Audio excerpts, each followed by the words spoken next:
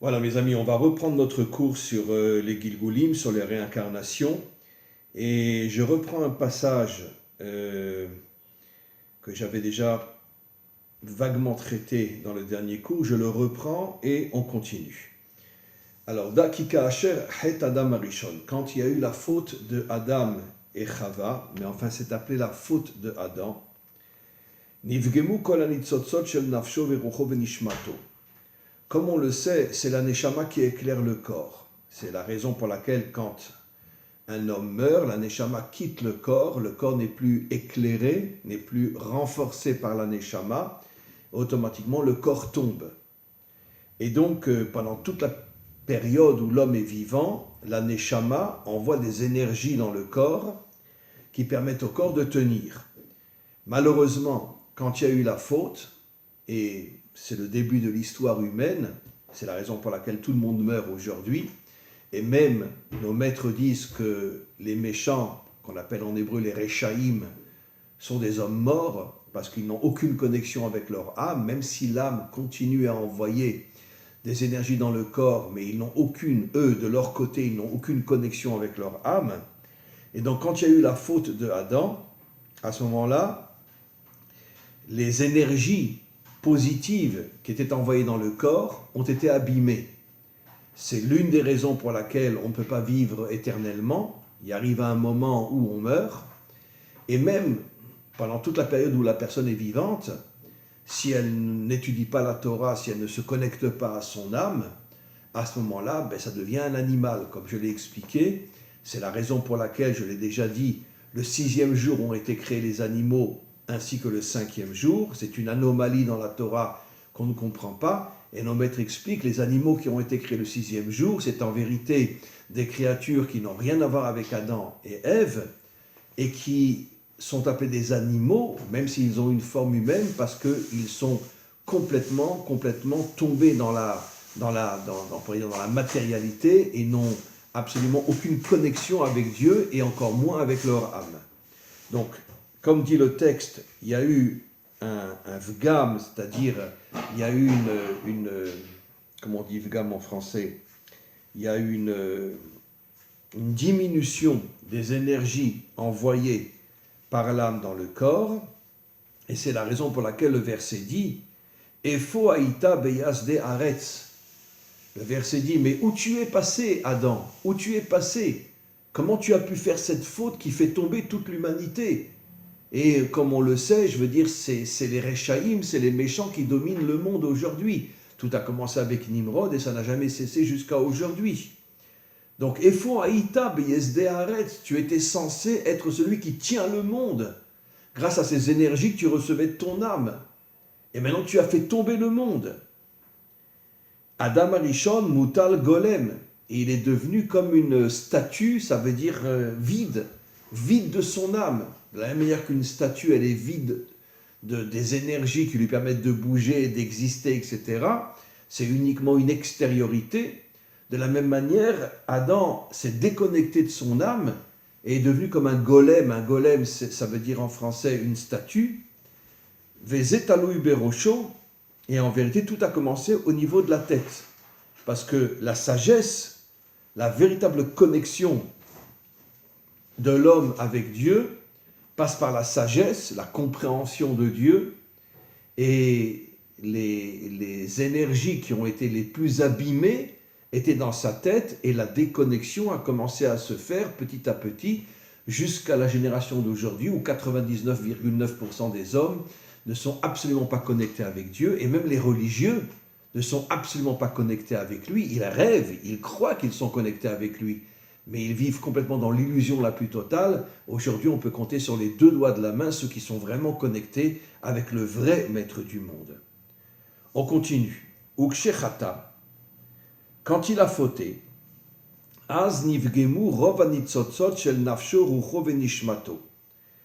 Les 3 parties de l'âme qui sont le nefesh, le ruach et la neshama, toutes les énergies qui étaient dans ces 3 parties de l'âme ont été abîmées.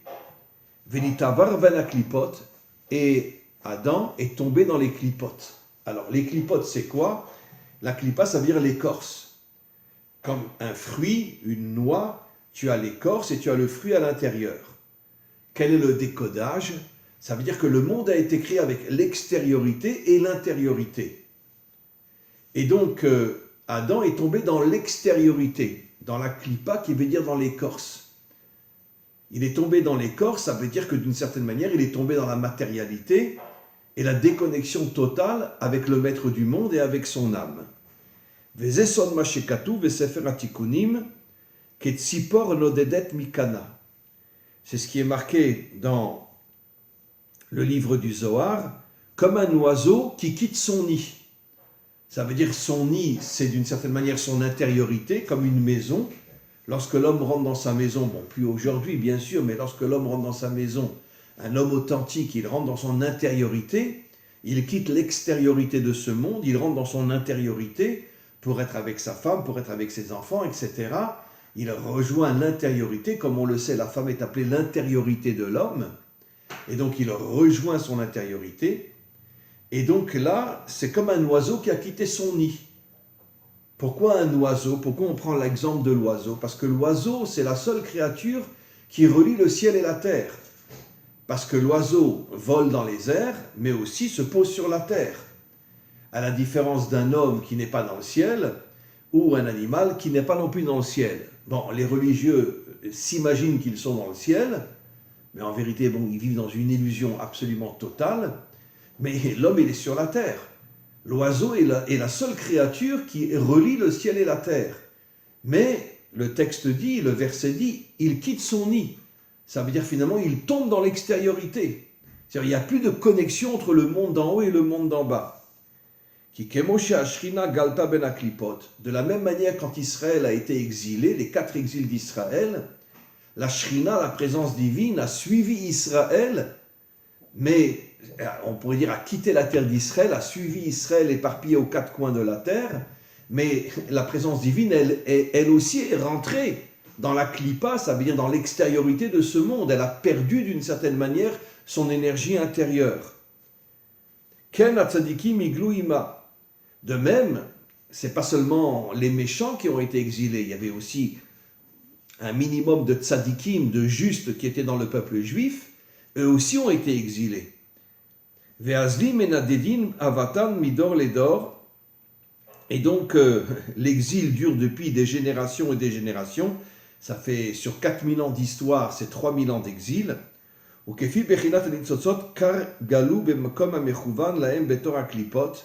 Et chaque partie du Ham Israël, selon ses fautes, selon son tempérament, selon son caractère, a été exilé dans une partie du monde. Certains ont été exilés en Ukraine, d'autres étaient exilés... Bon, d'abord, ça a commencé avec les 10 tribus qui ont été exilées dans les pays qu'on appelle aujourd'hui l'Afghanistan et le Pakistan. Après, une partie a rejoint l'Europe de l'Est, une partie, au contraire, est partie dans les pays asiatiques, en Inde, au Japon, etc., même en Chine. Et beaucoup sont restés dans le territoire qu'on appelle l'Afghanistan et le Pakistan. Comme je vous l'ai dit, les talibans sont des descendants d'une des tribus juives. Eux, ils ne le savent pas, ils sont musulmans à 100%, mais un jour, ils comprendront qu'ils sont d'origine juive. Et donc, selon les fautes et le caractère de chacun, on a été exilés aux 4 coins de la terre. Certains ont été exilés en Espagne, au Portugal, puis après sont partis en Algérie, au Maroc, en Tunisie ou en Irak, en Syrie, etc. Bon, ça m'est difficile d'expliquer le pourquoi de cet exil-là selon les différentes parties du monde, mais chacun, encore une fois, selon son caractère, est parti dans une partie du monde selon les fautes et le caractère qu'il avait. Mais tous, quoi qu'il en soit, sont tombés dans les clipotes, sont tombés dans l'extériorité de ce monde. Vezeusod inyan galuta neshamot, et c'est ça le secret, qu'en vérité, ce qui est vraiment exilé, c'est pas tellement le corps, dit le texte, c'est la neshama. Ça veut dire que la neshama se déconnecte du corps, la neshama tombe dans l'extériorité de ce monde, elle a énormément de mal à se relever, à se reconnecter à Dieu, et c'est la raison pour laquelle, au fur et à mesure de l'histoire, on a de plus de laïcs dans le monde, Et quand je dis des laïcs, je parle aussi des religieux, parce que la différence entre un laïc et un religieux, un laïc, il est que sur terre, donc déconnecté du monde d'en haut. Le religieux vit dans l'illusion de croire qu'il est dans le monde d'en haut, et il est complètement déconnecté de ce monde. L'âme sans corps ou le corps sans âme, c'est la mort. Ça veut dire que et les laïcs et les religieux, à 99% dans le monde aujourd'hui, y compris chez nous, sont tous morts. Ils sont tous morts, pourquoi ? Parce qu'ils vivent dans une illusion totale. Soit je suis dans la matière, soit je crois que je suis avec Dieu en haut, je tourne le dos à ce monde, je ne fais rien pour réparer ce monde, et finalement, l'humanité tout entière est morte, comme disent nos maîtres, qu'en vérité, la mort, c'est pas seulement la séparation entre l'âme et le corps, mais la mort même de ton vivant. Quand tu es un homme que matérialiste ou que religieux, tu es un homme mort. Veine, Caïn ve'Avel, banav chatu chetacher. Comme on le sait, la faute a continué de génération en génération, et tout de suite après la faute de Adam, Caïn et Avel, eux aussi ont fauté. C'est intéressant, il dit Caïn et Avel, comme je l'ai expliqué souvent. Quand on lit les versets uniquement, il faut savoir que la Torah est complètement codée, et celui qui ne lit que les versets ne comprend rien, strictement rien, absolument rien à la Torah. Le Zohar dit que Avel aussi a fauté. Pourquoi ? Parce que Avel était déconnecté du monde d'en bas. C'était un religieux qui était en haut. Caïn était un matérialiste qui était en bas. Et Avel, qui se prenait pour le fils de Dieu, d'accord ? Tous les jours, quand Caïn rentrait à la maison, il lui disait « Alors, ça va l'animal ? T'as bien travaillé dans la matérialité ?» Il se foutait de lui. Et donc lui aussi, il a énormément fauté. Parce que finalement, un jour, Caïn a explosé, il n'en pouvait plus, et il l'a tué. Arrête de m'insulter. Parce que, bon, moi je suis dans la matérialité, mais toi tu crois que tu es dans le ciel. Tu es pas mieux que moi. Toi tu es déconnecté de ce monde, moi je suis dans ce monde. Et d'une certaine manière, celui qui est dans ce monde est malgré tout mieux que celui qui est déconnecté. C'est pour ça que je dis toujours que, avec toutes les réserves qu'il faut apporter, un laïc est beaucoup plus grand qu'un religieux. Pourquoi ? Parce qu'au moins lui, il est dans ce monde. Il a au moins compris que nous avons été créés pour réparer ce monde. Alors c'est sûr qu'il ne répare pas ce monde. Mais comme disent nos maîtres, le Baal Teshuva est plus grand que le Tzadik Gamour. Ça veut dire que celui qui un jour fera Teshuva est plus grand que le juste. Donc c'est quoi le juste aujourd'hui ? C'est une illusion. Je suis en haut. Toute la journée, j'étudie la Torah, je suis dans un collège, je suis dans une yeshiva, je suis dans une église, je suis dans une mosquée, peu importe. Je suis avec Dieu. Je suis dans l'illusion totale. Parce que je ne fais rien pour réparer ce monde. Tandis que celui qui est dans ce monde, même s'il est dans ce monde uniquement pour le plaisir immédiat, un jour il fera Teshuva, et comme disent nos maîtres, celui qui fait Teshuva est plus grand que le juste qui est toute la journée dans le ciel. Baal Teshuva Gadol Metzadik Gamour, en hébreu. Le Baal Teshuva est plus grand que celui qui vit dans le ciel. Zulat Chet Adam Aviem, donc Avel et Caïn, eux aussi ont fauté, et d'une certaine manière plus encore que leur père. Vegamem nitbu nitzotseem be'akme aklipot, et comme Caïn a tué Avel, et Avel n'arrêtait pas d'insulter Caïn, ça veut dire qu'eux aussi sont tombés plus encore que leur père dans toute l'extériorité de ce monde, dans toutes les clipotes de ce monde. Ça veut dire qu'ils ont fait avancer l'histoire vers sa chute totale dans la matérialité, et encore une fois la séparation entre l'âme et le corps. Les religieux sont en haut, l'âme est en haut, les laïcs sont en bas, et finalement tout le monde est mort aujourd'hui, parce que plus personne n'arrive à relier le corps et l'âme, c'est-à-dire l'action dans ce monde tout en étant connecté à Dieu. Ve'omnam, bechol dor vador, yotzot ktsat nitzotzot ha'em ubaim begilgul be'olam. Maintenant, il faut savoir, on va reparler des Gilgulim, que Hachem, le maître du monde, essaye de réparer le monde.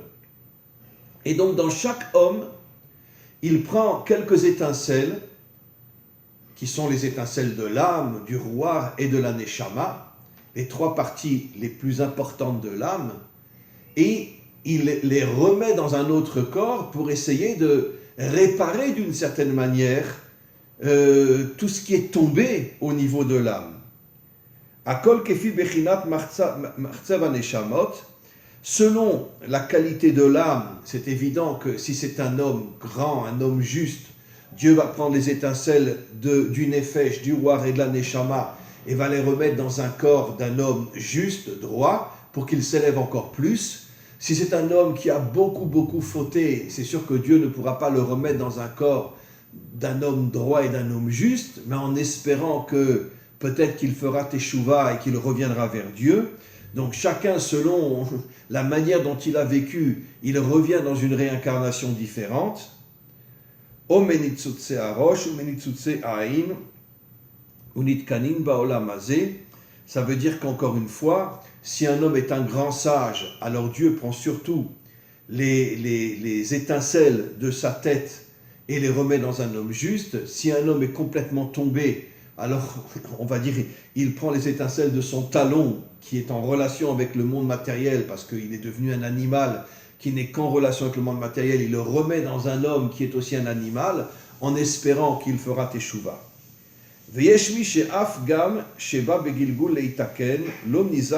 Malheureusement, il y a des hommes que, puisque toute la raison du Gilgul, c'est pour réparer l'homme, il y a malheureusement des hommes qui rentrent dans un corps qui n'est pas un corps mauvais, mais malgré tout, ils tombent complètement, ils fautent complètement.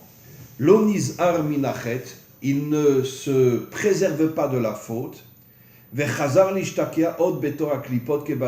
tombe encore plus dans le monde extérieur, plus encore que dans son ancienne vie, avant la réincarnation. Ça veut dire qu'on vit dans un monde extrêmement dangereux, et comme on le voit, au fur et à mesure qu'on avance dans le monde, les choses deviennent de plus en plus horribles. Comme je l'ai souvent expliqué, il y a quelques siècles, c'est sûr qu'il y avait l'homosexualité, les lesbiennes, la prostitution, etc. Mais c'était plus ou moins caché.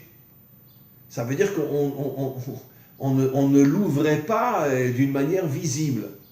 Aujourd'hui, en tout cas dans le monde entier, c'est la promotion de l'homosexualité, la promotion des lesbiennes, la promotion de la débauche, etc.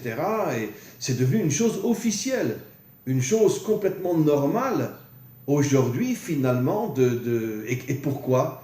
Parce que les dirigeants, parce que toutes les forces obscures de ce monde, qui sont les forces extérieures, veulent nous faire tomber. Et donc pendant des millénaires, tout était caché, bien que c'était aussi puissant qu'aujourd'hui, mais au moins c'était caché. Mais aujourd'hui, tout est officiel. Tout est officiel aujourd'hui. Récemment, quand il y a eu les défilés gays en Israël, parce que tous les ans il y a des défilés gays en Israël, à la Knesset, au Parlement, ils ont mis un drapeau gay à côté d'un drapeau israélien. Ça veut dire, mais qui aurait pu imaginer ça il y a quelques siècles ? Il n'y a même pas quelques décennies. Qui aurait pu imaginer une chose pareille ? Mais aujourd'hui, c'est officiel. D'accord ? On continue.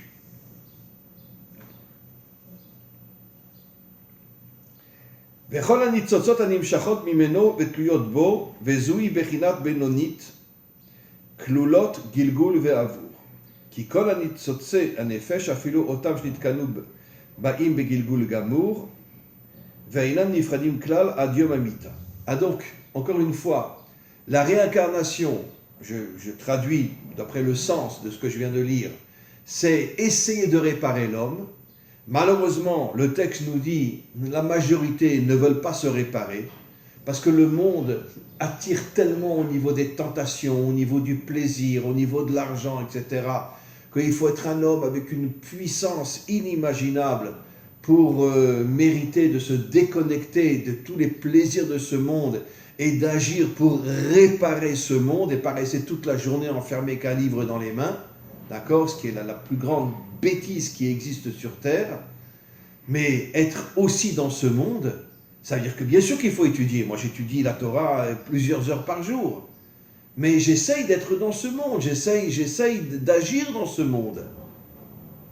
Mais combien on peut compter sur les 5 doigts de la main les gens qui véritablement sont à la fois connectés à Dieu et comprennent que tout le message, toute la mission de l'homme dans ce monde, c'est de réparer ce monde et de ne pas lui tourner le dos. Qui comprend ça ?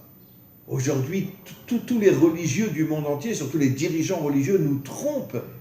Que ce soit dans le monde chrétien, que ce soit dans le monde... Il y a des exceptions, attention, je parle de la majorité. Dans le monde juif, dans le monde chrétien, dans le monde musulman, dans tous les mondes, partout. Les religieux nous mentent.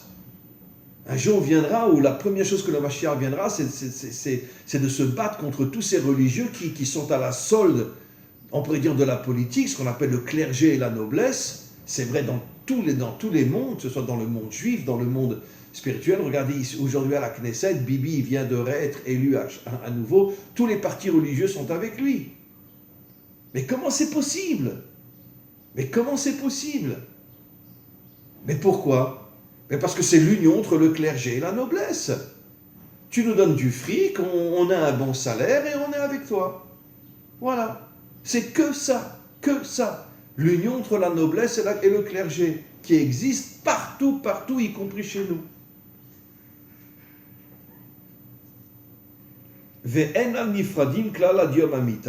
Et bon, les différents Gilgoul essayent de réparer le passé, mais ça ne marche pas toujours, jusqu'à la mort, où à nouveau il y a une séparation entre l'âme et le corps. Omnam, cependant, à Gilgoul chez la Nitzotzot metukanot nikra ibur. Les fichainam notlot chelek be'avera shel zeaguf. Il explique que, comme j'avais expliqué dans le prochain cours, il y a plusieurs formes de réincarnation, dont l'un s'appelle le hibour. C'est quoi le hibour? Ça veut dire que l'âme d'un tzaddik descend dans le corps d'un homme honnête, qui a déjà sa propre âme, et l'aide à s'élever encore plus. Ça veut dire que, d'une certaine manière, l'homme ressent qu'il a quelque chose qui est rentré en lui, et ça l'élève encore plus. Et même le juste, qui est descendu dans ce corps, va aussi lui-même s'élever. Et le texte dit qu'il y a quelque chose de très étonnant. Quand c'est une vraie réincarnation, si la personne faute, ben, tout tombe. Mais quand c'est un hibour, ça veut dire l'âme d'un juste qui rentre dans mon corps pour m'élever plus haut encore, et lui aussi s'élever plus haut encore, si jamais la personne faute, ça ne touche pas l'âme du tzaddik. Parce que ce n'est pas une vraie réincarnation, ce n'est pas un vrai Gilgoul. Ça veut dire que c'est une deuxième âme qui est dans le corps, et donc si jamais la personne faute, cette personne n'arrive à ne toucher que sa propre âme, mais elle ne touche pas l'âme du juste, qui, au moment où la personne va fauter, l'âme du juste le quitte, et ne reviendra peut-être jamais en lui. Rak besriotav bilvad. L'âme du juste n'aide l'homme qu'à monter. Mais quand l'âme du juste le voit descendre, elle le quitte complètement. Kederer shenitbaer benefashot hatzadikim shekvar metu ubeot besod ibur mamash bechayim velo miyom shenolad. Comme je l'ai expliqué, le ibour, un homme peut avoir 40 ans et tout d'un coup il sent une âme qui descend en lui. Et cette âme-là, encore une fois, elle ne restera en lui que si l'homme continue à progresser, grâce à cette âme qui est en lui. Mais si jamais il faute, l'âme le quitte et ne revient plus en lui.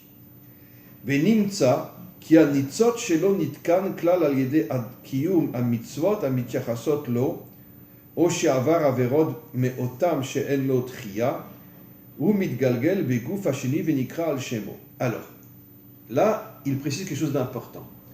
Le maître du monde, en vérité, veut réparer son monde. Bien sûr, pas comme les religieux le disent, c'est pas lui qui va tout faire. Il a besoin de l'homme. Il a besoin d'un associé. Comme le dit le Talmud, le plus haut niveau de la relation entre l'homme et Dieu, c'est l'association. J'ai mon travail, tu as ton travail. Ça veut dire que tu as des choses à faire, tu as à agir, comme le roi David. Toute la nuit, il étudiait la Torah. Toute la journée, il était sur son cheval avec une épée pour se battre contre tous les méchants de ce monde. Ça, c'est un homme authentique. C'est pour ça qu'on dit qu'il est Chaïv et Kayam. Il est présent dans chaque génération. Parce qu'il est le modèle de l'humanité tout entière. Un homme qui arrive à unir le monde d'en haut avec le monde d'en bas. Ça, c'est l'unité véritable. Maintenant, quand un homme, on parle d'un juif, il n'accomplit pas les commandements divins, il n'étudie pas la Torah, plus encore il tombe dans la faute, alors Dieu va essayer de le récupérer.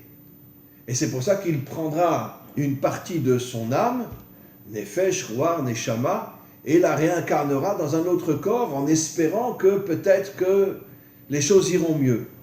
Mais en vérité, comme on l'a vu tout à l'heure, c'est pas forcément sûr que les choses iront mieux. Parce que le monde est en train de dégringoler. Et comme le disent nos maîtres, juste avant la délivrance finale, le monde va toucher le fond. Pourquoi? Parce que c'est ce qu'on voit aujourd'hui. Aujourd'hui, tout est légalisé. Tout est légalisé aujourd'hui. Et il y a, en Europe, il y a ce qu'on appelle des hôtels, entre parenthèses, où il y a des animaux, et des hommes ou des femmes rentrent et couchent avec les animaux. C'est pas encore officiel, c'est pas encore légal, mais je suis certain, absolument certain, que d'ici quelques années, ça va être légalisé.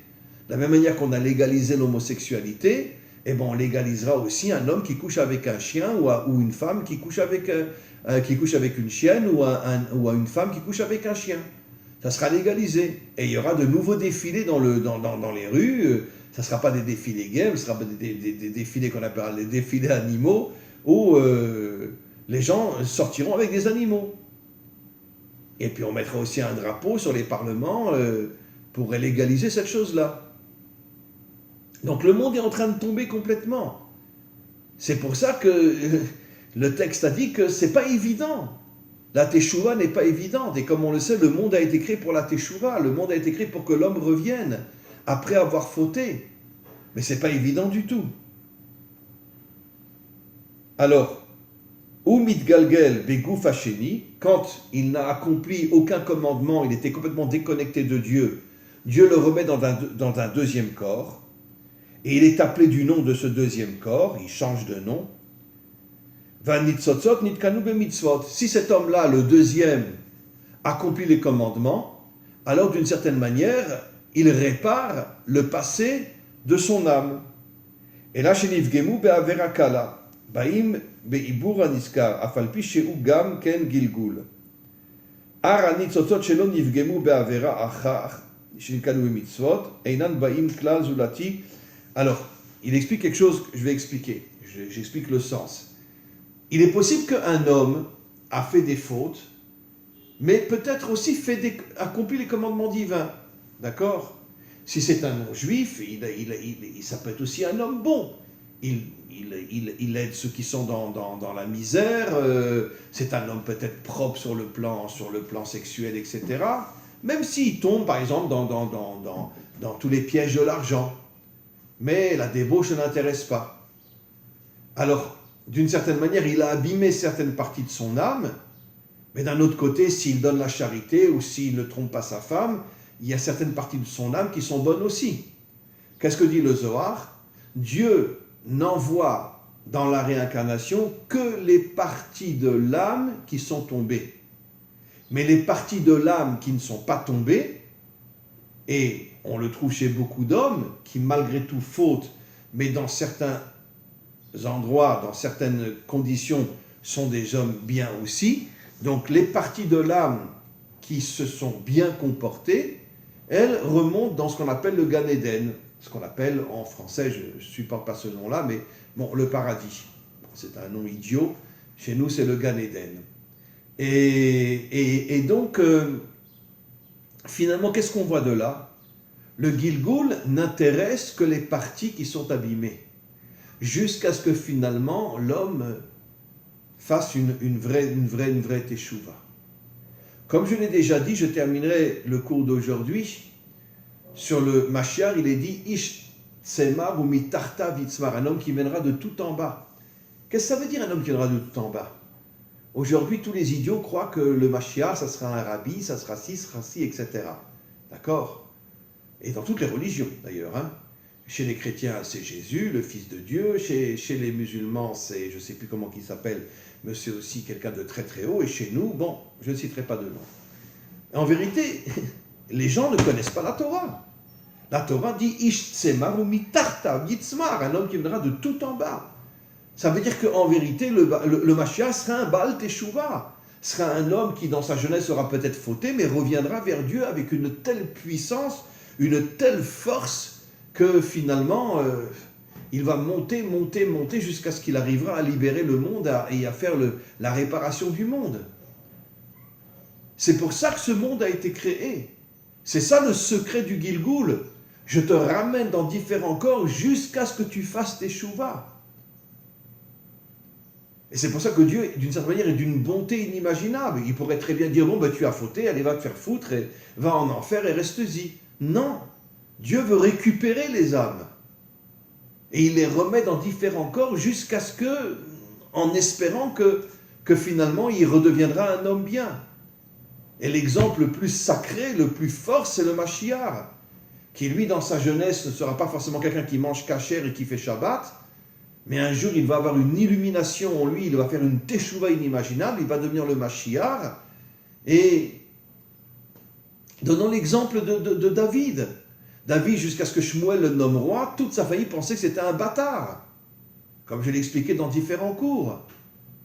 Quand ses frères le voyaient, ils lui disaient « Va-t'en, sale bâtard », mamzer en hébreu, « Va-t'en, sale mamzer, fous-nous la paix, dégage ». Et lui pensait qu'il était effectivement un bâtard. Sa mère ne lui avait pas dit qu'en vérité, elle avait eu un enfant avec son père. Et donc, on voit de là que même le roi David, d'une certaine manière, pendant des années, il était considéré comme un bâtard.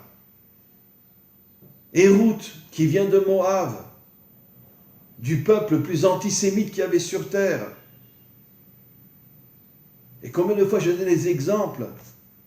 Combien de personnes sont venues de gens qui étaient au départ des monstres et qui ont fait une teshuva et qui sont devenus les plus grands maîtres d'Israël, comme Rabbi Akiva, qui venait du roi Sisra, qui était un Hitler. Comment c'est possible que de Sisra va sortir Rabbi Akiva, qui devient le plus grand maître de tous les temps? Eh bien, c'est ça le Mashiach. C'est pas quelqu'un qui va venir d'en haut, il va venir d'en bas. Et justement, en venant d'en bas, il va monter, et faire une teshuva inimaginable. Et c'est comme ça que justement, il va devenir l'homme qui va réparer le monde grâce à sa teshuva. On continue, mes amis, la semaine prochaine.